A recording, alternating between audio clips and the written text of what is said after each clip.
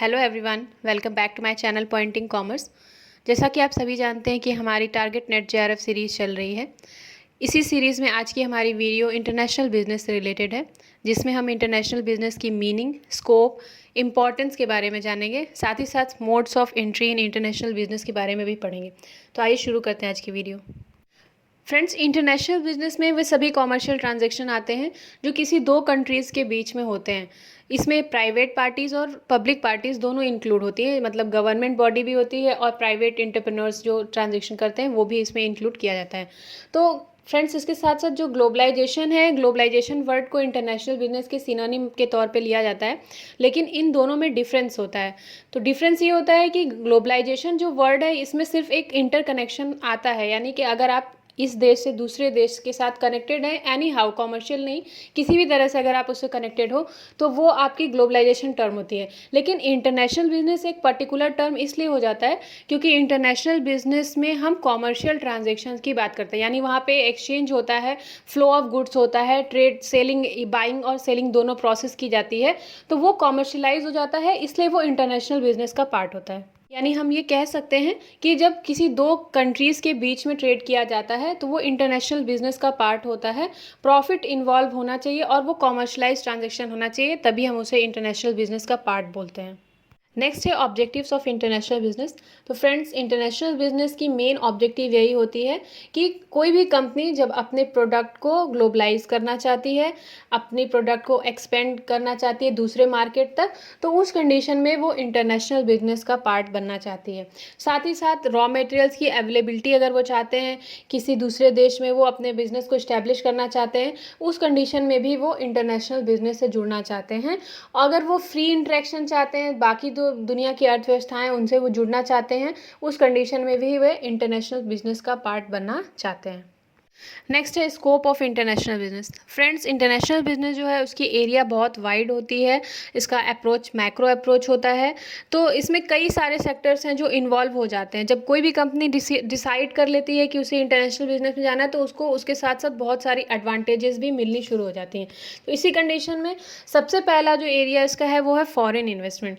जब कंपनी अपने आप को ये डिसाइड करती है कि इंटरनेशनल बिजनेस का पार्ट उसको बनना है, उस कंडीशन में उसे बहुत सारे इन्वेस्टर्स मिल जाते हैं उसकी कंपनी में इन्वेस्ट करने के लिए, यानी जो मनी की अवेलेबिलिटी है वो बढ़ जाती है। क्योंकि अगर आप डोमेस्टिक टेरिटरी में काम करते हो तो वहाँ पे डोमेस्टिक इन्वेस्टर्स ही आपके साथ काम करने को तैयार होते हैं, लेकिन जब आप अपने आप को ग्लोबलाइज कर लेते हैं और इंटरनेशनल बिजनेस में अपनी कंपनी को इस्टेब्लिश कर लेते हैं, तो उस कंडीशन में जितनी वर्ल्ड में इन्वेस्टर्स हैं वो आपकी कंपनी में इन्वेस्ट करने के लिए तैयार हो जाते हैं, यानी एक वाइड पूल आपको अवेलेबल हो जाता है इन्वेस्टर्स का। नेक्स्ट है export and import of merchandise. तो ये सबसे बड़ी एडवांटेज होती है इंटरनेशनल बिजनेस की कि आपके प्रोडक्ट को एक्सपोर्ट और इंपोर्ट का एक्सपोजर मिल जाता है और आपका जो प्रोडक्ट है वो कॉमर्शलाइज हो सकता है इंटरनेशनली। नेक्स्ट है लाइसेंसिंग एंड फ्रेंचाइजिंग। जब हम इंटरनेशनल बिजनेस में एंटर करते हैं तो लाइसेंस और फ्रेंचाइज लेना ये बहुत इजी हो जाता है। जैसे आप जानते हैं कि हमारे देश में जैसे मैकडोनल्ड्स के जो शोरूम आप देखते हो वो लाइसेंसिंग का और फ्रेंचाइजिंग का ही पार्ट है। यहाँ के लोकल जो डिस्ट्रीब्यूटर्स हैं वो वहाँ के मैकडोनल्ड्स कंपनी से अपने लाइसेंस को उन्होंने लिया है, फ्रेंचाइज लिया है और परमिशन लेके वो यहाँ पे अपने स्टोर्स को ऑपरेट करते हैं। तो इसकी वजह से इनको भी प्रॉफिट मिलता है और मैकडोनल्ड्स को भी प्रॉफिट मिलता है। तो ये जो है ये लाइसेंसिंग और फ्रेंचाइजिंग का पार्ट है और वो मैकडोनल्ड जो कंपनी है वो अपने आप को एक ग्लोबल एक्सपोजर दे रहे हैं और हर देश में डोमेस्टिकली वो काम कर रहे हैं। फिर है service export and import. Services का भी एक्सपोर्ट इंपोर्ट आप कर सकते हो। ग्रोथ अपॉर्चुनिटीज़, आपके बिजनेस को बढ़ाने में भी फ़ायदा होता है। Benefiting from currency exchange, currency exchange में भी आपको मदद मिलती है क्योंकि आप अपने मनी को जिस भी देश में ऑपरेट करने लगते हैं उस देश के हिसाब से आप अपनी मनी या करेंसी को कन्वर्ट कर सकते हैं। कन्वर्टिबिलिटी जो है वो ईजी हो जाती है।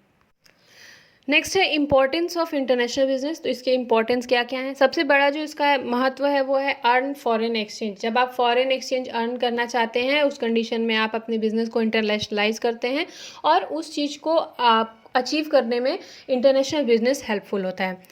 ऑप्टिमम यूटिलाइजेशन ऑफ रिसोर्सेज की यूटिलाइजेशन भी हम अच्छे से कर पाते हैं। आपकी ऑब्जेक्टिव जो होती हैं, जिस भी विजन और मिशन के साथ आप इंटरनेशनल बिजनेस में एंट्री कर रहे हो वो आपकी फुलफिल होती है।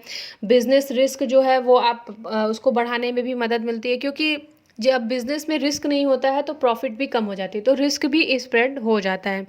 इम्प्रूव ऑर्गेनाइजेशन एफिशिएंसी, क्योंकि आपको ग्लोबल एक्सपोजर मिलता है तो आप एक नैरो अप्रोच की जगह पे वाइड अप्रोच रखते हैं। उस कंडीशन में एफिशिएंसी को बढ़ाने में मदद मिलती है, क्योंकि कंपटीटर आपके ज़्यादा हो जाते हैं और कंपटीटर्स की कंपैरिजन में आपको एफिशिएंटली काम करना पड़ता है, तो इसलिए एफिशिएंसी भी बढ़ जाती है।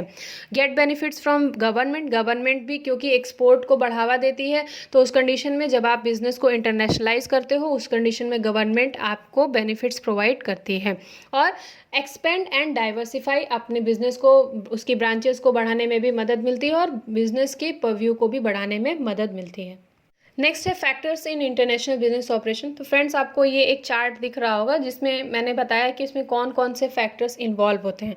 तो फ्रेंड्स, जो आपका ऑपरेटिंग इन्वायरमेंट होता है बिजनेस का, उसमें दो तरीके के फैक्टर्स इन्वॉल्व होते हैं। पहला है फिजिकल एंड सोशल फैक्टर्स और दूसरा है कॉम्पिटिटिव फैक्टर्स। तो फ्रेंड्स, फिजिकल और सोशल फैक्टर्स का पार्ट होते हैं political policies, legal practices, cultural factors, economic factors and geographical influences. तो इनको जब आपको ऑपरेट करना होता है तो वहाँ पे आपकी ऑब्जेक्टिव क्या रहती है, आप अपने सेल्स को बढ़ाना चाहते हैं, यानी सेल्स एक्सपेंशन। दूसरा होता है रिसोर्स एक्विजिशन, आप रिसोर्स एक्वायर करना चाहते हो। तीसरा होता है रिस्क मिनिमाइजेशन, यानी जब आप फिजिकल और सोशल फैक्टर्स की बात करते हो उस कंडीशन में तीन तरह की आपकी ऑब्जेक्टिव्स होती हैं, जिसमें कि सेल्स एक्सपेंशन, रिसोर्स एक्विजिशन और रिस्क मिनिमाइजेशन की बात कही जाती है। सेकेंड है कम्पिटिटिव फैक्टर्स। तो कम्पिटिटिव फैक्टर्स में competitive product strategy, company resource और एक्सपीरियंस, कंपटीटर्स और आपके जो मार्केट में कंपटीटर्स हैं, ये सभी कम्पिटिटिव फैक्टर्स का पार्ट होते हैं। तो अगर इनसे डील करना होता है तो उसके लिए भी बहुत सारी चीज़ें होती हैं, जिसमें कि आप मोड्स देख लेते हैं कि किस किस मोड से हम इंटरनेशनल बिजनेस में एंटर कर सकते हैं, उनका काम क्या होता है, ये सारी चीज़ें हम देखते हैं। तो अगर एक ओवरव्यू इस चार्ट का हम लेना चाहें तो ऑपरेटिंग इन्वायरमेंट जो है उसमें दो पार्ट होते हैं, फिजिकल एंड सोशल फैक्टर्स, जिसमें फिजिकल सोशल फैक्टर्स में पॉलिटिकल इश्यूज आते हैं और दूसरा होता है कॉम्पिटिटिव फैक्टर्स, जिसमें कॉम्पिटिटिव इश्यूज आते हैं। इनको जब हम ऑपरेट करने जाते हैं तो तीन तरह की ऑब्जेक्टिव इंटरनेशनल बिजनेस में होती है, जिसमें कि सेल्स एक्सपेंशन, रिसोर्स एक्विजिशन और रिस्क मिनिमाइजेशन आता है। तो आप एक स्ट्रेटजी फ्रेम करते हो, उस स्ट्रेटजी में आपके कुछ साधन होते हैं, कुछ मीन्स होते हैं। वो कौन कौन से होते हैं? तो उसमें सबसे पहला जो मोड होता है इंटरनेशनल बिजनेस में एंट्री करने का, वो है इंपोर्टिंग एंड एक्सपोर्टिंग। जब आप इंपोर्ट एक्सपोर्ट का डिसीजन लेते हो तो इंटरनेशनल बिजनेस में एंटर करते हो। Tourism and transportation, licensing and franchising, जैसा अभी मैंने बताया कि लाइसेंस के थ्रू भी आप इंटरनेशनल बिजनेस में एंटर कर सकते हो। फ्रेंचाइज अगर आप किसी ग्लोबल कंपनी का लेते हो तो आप एंटर कर सकते हो। फिर नेक्स्ट है टर्न की ऑपरेशन। तो फ्रेंड्स, नेट के पेपर में एक बार टर्न की प्रोजेक्ट के बारे में भी क्वेश्चन आया था। तो ये टर्न की प्रोजेक्ट या टर्न की ऑपरेशन क्या होते हैं? जब हम किसी दूसरे देश में अपने कंपनी को इस्टेब्लिश करना चाहते हैं तो आपको बना बनाया प्लांट अगर उस कंपनी में अवेलेबल हो जाता है, सिर्फ आपको वहाँ पे जाके अपने प्रोजेक्ट को स्टार्ट करना होता है और बाकी सारी चीज़ें जो मैन्युफैक्चरिंग से लेके सब कुछ रेडी वहाँ पे आपको मिलता है, तो वो टर्न की ऑपरेशन का पार्ट होते हैं। नेक्स्ट है मैनेजमेंट कॉन्ट्रैक्ट। आप किसी मैनेजमेंट के साथ कॉन्ट्रैक्ट वहाँ पे कर लेते हो, जिस भी देश में आप अपने प्लांट को लगाना चाहते हैं तो वो उसके थ्रू भी आप इंटरनेशनल बिजनेस जा सकते हैं। और एफडीआई और एफपीआई के थ्रू भी हम इंटरनेशनल बिजनेस में जुड़ सकते हैं, जो कि डायरेक्ट एंड पोर्टफोलियो इन्वेस्टमेंट का पार्ट होता है। अब इनके फंक्शंस क्या होते हैं? इम्पोर्ट एक्सपोर्ट का फंक्शन है मार्केटिंग करना, यानी प्रोडक्ट को बेचना या खरीदना, और उसके बाद मैन्युफैक्चरिंग करना, सप्लाई चेन मैनेजमेंट इसका पार्ट होता है। साथ ही साथ लाइसेंसिंग फ्रेंचाइजिंग में अकाउंटिंग और फाइनेंस आता है। टर्न की ऑपरेशन में ह्यूमन रिसोर्स भी आ जाता है। आई होप आपको फैक्टर्स समझ में आ गए होंगे। अगर आपकी कोई क्वेरी है फैक्टर से रिलेटेड तो आप कमेंट सेक्शन में बता सकते हो। नेक्स्ट है फ्रेंड्स, फोर्सेस ड्राइविंग ग्लोबलाइजेशन या फिर ड्राइविंग फोर्सेस ऑफ ग्लोबलाइजेशन। इसमें कौन कौन से ऐसे फैक्टर्स हैं जो ग्लोबलाइजेशन के टुवर्ड्स आपको ले जाते हैं? सबसे फर्स्ट है इसमें increase in and application of technology. जब कोई भी बिजनेस अपने आप को इस्टेब्लिश करना चाहता है तो उस कंडीशन में वो नई टेक्नोलॉजी का सहारा लेते हैं। और इस नई टेक्नोलॉजी से डील करने के लिए एक ग्लोबलाइज होना बहुत ज़रूरी है और इंटरनेशनल बिजनेस का पार्ट बनना बहुत ज़रूरी है। जब आप डोमेस्टिक मार्केट से बाहर निकल कर ग्लोबलाइजेशन की तरफ जाते हैं और इंटरनेशनल बिजनेस में जाने लगते हैं, तो आपको विश्व भर की जितनी भी टेक्नोलॉजीज़ यूज़ की जाती हैं, उन सभी टेक्नोलॉजीज़ के बारे में पता चलता है। तो उनके एप्लीकेशन और उसको बढ़ाने के लिए ग्लोबलाइजेशन जो है वो बहुत हेल्पफुल होता है। नेक्स्ट है liberalisation of cross border trade and resource movement. जब आप किसी दो देशों के बीच में ट्रेड देखते हैं और वहाँ पे ट्रेड के जो रूल्स हैं उनको अगर सिंप्लीफाई कर दिया जाता है या फिर उनको लिबरलाइज कर दिया जाता है, तो उस कंडीशन में वो उस देश की जो कंपनियां होती हैं वो ग्लोबलाइजेशन की तरफ जाती हैं, क्योंकि लिबरलाइजेशन वहाँ पे कर दिया जाता है। नेक्स्ट है development of services that support international business. अगर इंटरनेशनल बिजनेस को सपोर्ट करने वाली सर्विसेज जो हैं वो बढ़ जाती हैं, उनकी इंक्रीज़ होती है, उस कंडीशन में भी कंपनियां ग्लोबलाइज होना चाहती हैं और इंटरनेशनल बिजनेस की तरफ वो जाती हैं। जिसका एग्जांपल मैंने पिछले वीडियो में आपको बताया था कि इंडिया में एक्सपोर्ट प्रमोशन जोन्स जो है वो इस्टेब्लिश किए जाते हैं, जिनका मोटिव ही ये होता है कि एक्सपोर्ट को बढ़ावा दिया जा सके। तो जो कंपनियाँ एक्सपोर्ट प्रमोशन जोन्स में ऑपरेट करती हैं, उन कंपनियों को बहुत सारी सुविधाएं गवर्नमेंट की तरफ से दी जाती हैं। तो अगर इस तरह की बेनिफिट जो है वो दी जाती है किसी देश में, तो उसमें भी आप इंटरनेशनल बिजनेस के टुवर्ड्स जाना चाहते हो। नेक्स्ट है ग्रोइंग कंज्यूमर प्रेशर। जैसा कि आप सभी जानते हो कि इस एरा में कंज्यूमर जो है वो बहुत ज़्यादा अवेयर है, तो नए प्रोडक्ट जो है वो हमेशा आते रहते हैं और इनोवेशन हमेशा चलती रहती है। तो ये जो कंपटीटर्स का प्रेशर होता है, कंपटीटर्स की वजह से कंज्यूमर जो है वो प्रेशर कंपनियों के ऊपर बनाने लगते हैं। तो इस वजह से भी आप ग्लोबलाइज होना चाहते हो, ताकि आपको विश्व में जो कंज्यूमर्स की टेस्ट और प्रेफरेंस है उसके बारे में आसानी से पता चल सके और आप अपने बिजनेस को बढ़ा सकें। नेक्स्ट है चेंजिंग पॉलिटिकल सिचुएशन। जो सिचुएशन, अगर किसी देश में पॉलिटिकल सिचुएशन अच्छी नहीं होती है, तो उस कंडीशन में भी आप चाहते हो कि आप अपने बिजनेस को दूसरी जगह पे इस्टेब्लिश करो और अपने आप को ग्लोबलाइज करो। उसके बाद लास्ट है एक्सपेंड क्रॉस नेशनल कोऑपरेशन। जब क्रॉस नेशनल यानी कि दो देशों के बीच के जो कोऑपरेशन है या सहयोग है वो बढ़ जाता है, उस कंडीशन में भी आप ग्लोबलाइज होना चाहते हैं। नेक्स्ट है modes of operations in international business और modes of entry in international business. वो कौन कौन से तरीके हैं जिसके जरिए हम इंटरनेशनल बिजनेस में एंटर कर सकते हैं। तो सबसे फर्स्ट है merchandise export and second is merchandise import. Export import के जरिए प्रोडक्ट का अगर आप एक्सपोर्ट इंपोर्ट करते हो तो उसके जरिए आप इंटरनेशनल बिजनेस में एंटर कर जाते हैं। Second is service export and import. Services के एक्सपोर्ट इंपोर्ट के जरिए भी आप इंटरनेशनल बिजनेस में एंटर कर सकते हैं। थर्ड इज टर्न की ऑपरेशन। जैसा मैंने अभी आपको बताया था कि टर्न की ऑपरेशंस क्या होते हैं, जिसमें टर्न की प्रोजेक्ट जो है वो टर्न की ऑपरेशन का पार्ट होता है, जिसमें आपको प्रोजेक्ट जो है पूरी तरह से प्रिपेयर मिलता है, बस आपको वहाँ पे जाके काम शुरू करना रहता है। तो वो टर्न की ऑपरेशन होता है और टर्न की ऑपरेशन के जरिए आप इंटरनेशनल बिजनेस में एंटर कर सकते हैं। लाइसेंसिंग है। लाइसेंसिंग में क्या होता है, आप जहाँ भी अपना बिजनेस शुरू करना चाहते हैं वहाँ पे आप लाइसेंस लेते हो और लाइसेंस के ज़रिए आप काम शुरू कर लेते हैं, एक परमिशन आपको वहाँ पे मिल जाती है। Next is franchising. फ्रेंचाइजी आप किसी फर्म की अगर लेते हो जहाँ भी आप अपना काम शुरू करना चाहते हैं, तो वहाँ भी फ्रेंचाइजी के ज़रिए भी आप इंटरनेशनल बिजनेस में एंटर कर सकते हैं। Next is strategic alliance.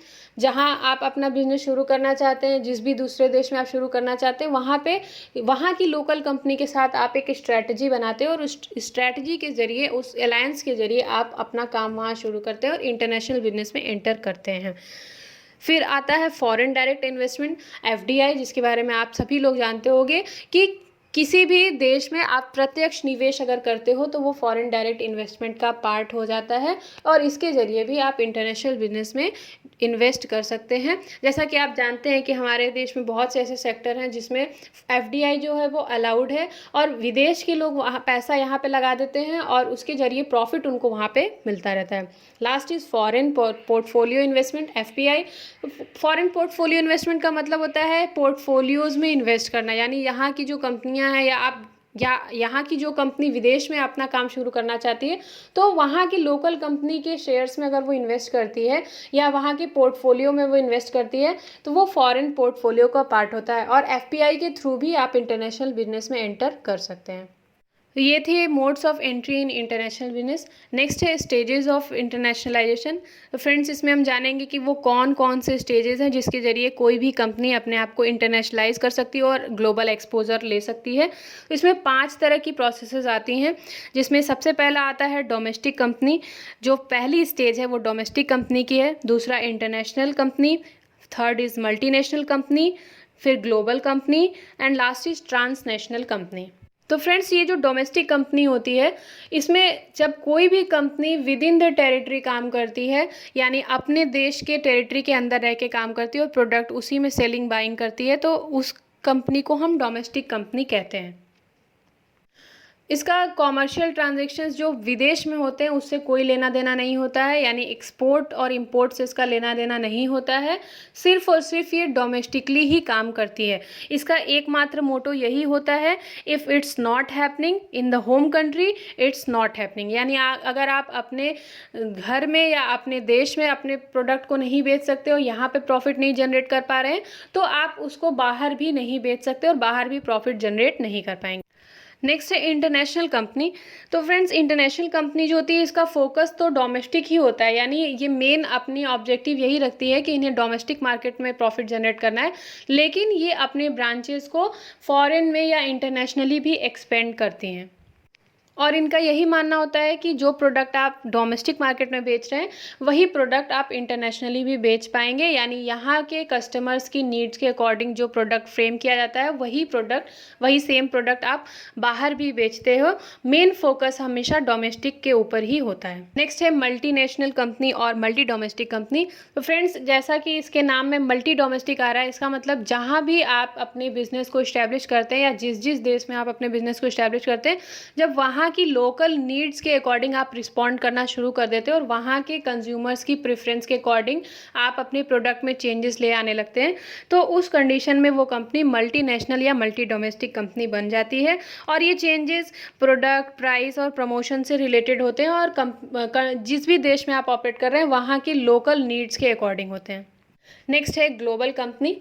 तो ग्लोबल कंपनी में आप एक जगह पे प्रोडक्ट को प्रोड्यूस करते हो, यानी आप अपनी होम कंट्री में प्रोडक्ट को प्रोड्यूस करते हैं और उस प्रोडक्ट को अलग अलग जगहों पे अलग अलग देशों में उसे भेजते हैं और एक्सपोर्ट करते हैं, यानी होम कंट्री में आपका फोकस रहता है, वहीं पे आप अपने प्रोडक्ट को प्रोड्यूस करते हैं।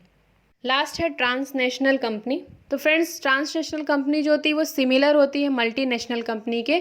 जैसा कि मैंने बताया कि मल्टीनेशनल कंपनी में आप डोमेस्टिक हो जाते हैं और अलग अलग जैसे जिस जिस देश में आपका बिजनेस ऑपरेट करता है वहाँ की लोकल चेंजेस के अकॉर्डिंग आप चलने लगते हैं, लेकिन वो पर्टिकुलर होता है। और ट्रांसनेशनल कंपनी जो होती है ग्लोबली काम करती है और जिस भी देश में ऑपरेट कर रही है वहाँ की लोकल नीड्स के अकॉर्डिंग ही काम करेगा। यानी मल्टीनेशनल में जो अप्रोच है वो छोटी होती है, मतलब उतनी ज़्यादा वाइड नहीं होती है, और ट्रांसनेशनल जो क्योंकि ये ग्लोबल हो जाती है इसलिए यहाँ पे वाइड अप्रोच होती है और मल्टीनेशनल से बड़ी कही जाती है।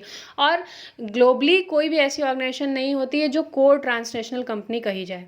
तो ये थी स्टेजेस ऑफ इंटरनेशनलाइजेशन। तो फ्रेंड्स इंटरनेशनलाइजेशन की स्टेजेस में एंटर करने के लिए आपको एक फ्रेमवर्क प्रोवाइड किया जाता है। उस फ्रेमवर्क का नाम होता है EPRG framework, which stands for ethnocentric, polycentric, regiocentric and geocentric. यानी कि जब भी हम इंटरनेशनलाइजेशन के टुवर्ड्स जाते हैं तो उसमें EPRG फ्रेमवर्क है वो यूज़ किया जाता है। इसे EPG मॉडल भी कहा जाता था और इस मॉडल को इंट्रोड्यूस करने वाले थे पर्लमटर, जिन्होंने 1969 में इसे इंट्रोड्यूस किया था एज EPG फ्रेमवर्क। यानी सिर्फ उस समय में उन्होंने इथनोसेंट्रिक, पॉलीसेंट्रिक और जियोसेंट्रिक की बात कही थी। फिर उन्होंने 1973 में विन डॉगलस के साथ मिलके इसमें एक नया अप्रोच दिया, एक नया फैक्टर दिया जिससे रीजियोसेंट्रिक अप्रोच कहते हैं, और ये जो फ्रेमवर्क था वो एक्सटेंड हो गया, EPG से EPRG बन गया। तो फ्रेंड्स ये जो EPRG मॉडल या EPRG फ्रेमवर्क होता है ये स्टेजेस ऑफ इंटरनेशनलाइजेशन के ऊपर अप्लाई होता है और इसके जो फैक्टर्स हैं वो पूरी तरह से डोमेस्टिक से लेके ट्रांसनेशनल कंपनी के ऊपर अप्लाई होते हैं। आपको एक चार्ट दिख रहा होगा जिस चार्ट में आपको 4 कॉलम्स इथनोसेंट्रिक, पॉलीसेंट्रिक, रीजियोसेंट्रिक और जियोसेंट्रिक का दिख रहा होगा, जिसके थ्रू हम ये समझेंगे कि EPRG मॉडल जो है वो कब कौन सी कंपनी के ऊपर अप्लाई किया जाता है। फर्स्ट है एथनोसेंट्रिक अप्रोच। तो एथनोसेंट्रिक जो है वो डोमेस्टिक कंपनी के ऊपर अप्लाई होता है।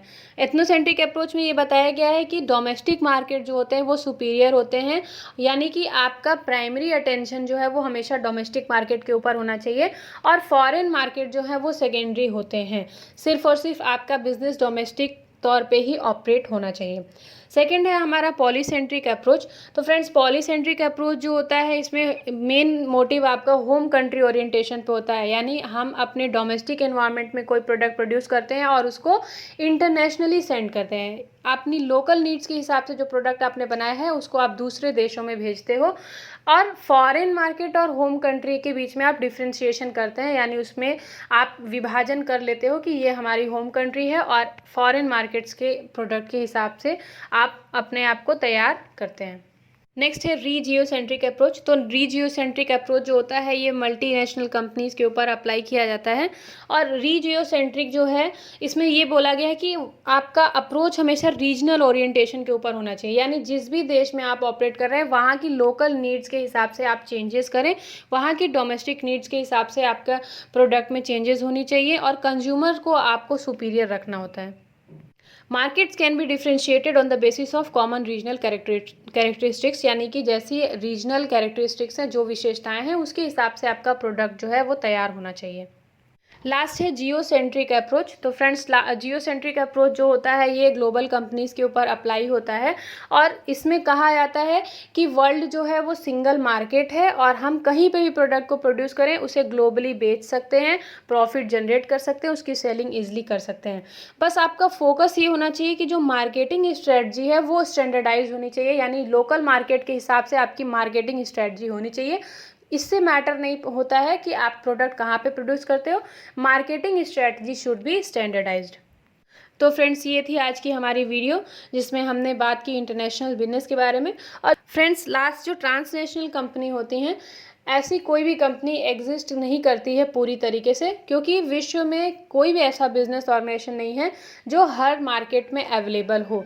तो मल्टीनेशनल या मल्टी डोमेस्टिक कंपनी का कंसेप्ट आपको मिल जाती है, लेकिन ट्रांसनेशनल कंपनी पूरी तरह से किसी भी कंपनी को नहीं कहा जा सकता है।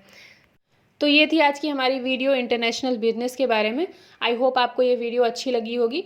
वीडियो अगर आपको अच्छी लगी है तो आप इसे लाइक और शेयर ज़रूर करें, चैनल को सब्सक्राइब ज़रूर करें। तब तक के लिए take care and thank you for watching.